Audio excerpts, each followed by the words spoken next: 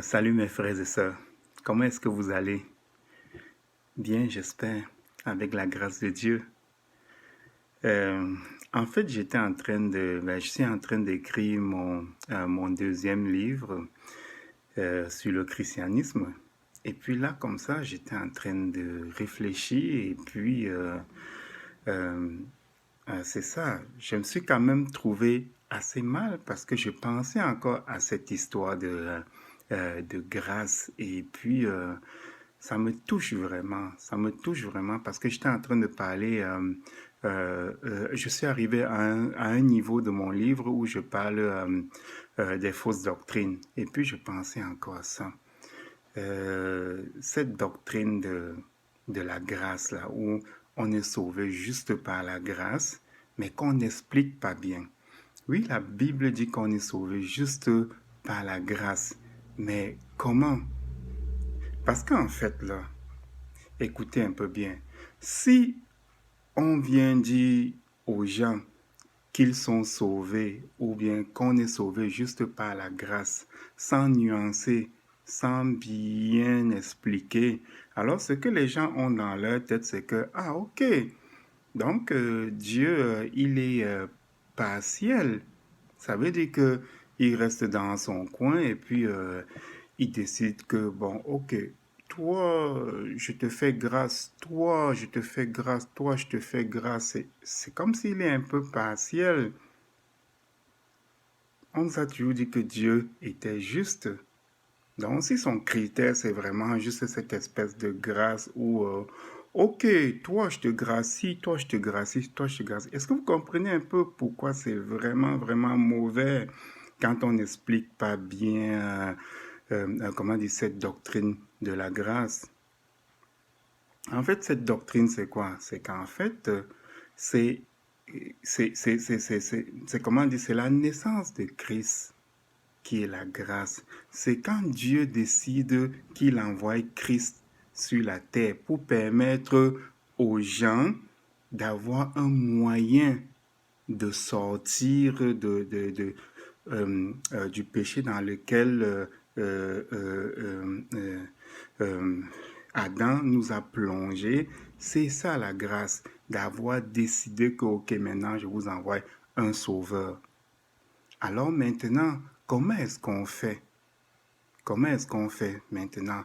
Après cette grâce-là qui est donnée dès le début, euh, on entre dans la grâce par le baptême et puis on reste dans la grâce en suivant et en obéissant les commandements, les œuvres. euh, euh, euh, la foi, c'est quoi? Parce qu'on dit qu'on est sauvé par la grâce et par le moyen de la foi. Mais la foi, c'est quoi? La foi, c'est d'abord de croire en Dieu, de croire en son Fils, et puis de respecter les commandements. Il faut obéir aux commandements. C'est ça les œuvres. Quand on parle des œuvres de la foi sans les œuvres sont mortes. Et puis les œuvres de la foi, c'est comment c'est le respect des commandements, c'est l'obéissance des commandements. Il n'y a pas de foi. Comment est-ce que tu peux dire que tu as foi si tu n'obéis pas à ce qu'on t'a commandé à faire? C'est ça l'œuvre de la foi. C'est pour ça que l'apôtre Jacques pouvait dire que montre-moi ta foi sans les œuvres et puis moi je vais te montrer ma foi par les œuvres.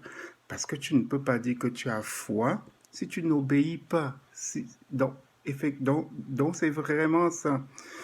De un, cette doctrine de la grâce et de la foi sans l'obéissance et puis sans les œuvres de la foi, ça vient complètement fausser ce que la Bible dit. Les personnes qui ont eu la foi, Abraham, euh, euh, Abel et puis toutes les autres, ils ont obéi au commandement de Dieu. C'est ça les œuvres. Quand on parle des œuvres, on ne parle pas de tu décides que tu vas faire une œuvre, par exemple, tu vas donner à manger aux gens ou bien construire une église ou bien si, sans être motivé par le commandement de Dieu. Ça sont des œuvres sans la foi. Mais les œuvres, ça sont des œuvres qui sont des œuvres qui ont pour objectif de nous glorifier nous. Mais quand tu fais des œuvres qui ont pour objectif de glorifier Dieu et Christ, ça, ce sont des œuvres de la foi. Et ce sont des œuvres qu'il faut faire, qu'il faut faire. Et c'est par rapport à ces œuvres, ce respect, cette obéissance de la loi, du commandement, c'est par rapport à ça que la grâce de Dieu s'applique et ça reste sur nous. Donc, fait que c'est important, c'est vraiment important. Donc, mes frères, c'était juste une pause comme ça pour vous expliquer encore ces choses-là. Vraiment, que Dieu vous bénisse, que Dieu vous bénisse et puis, ouais, qu'il continue à vous protéger, qui vous rende prospère, qui vous fasse tout. Merci mes frères.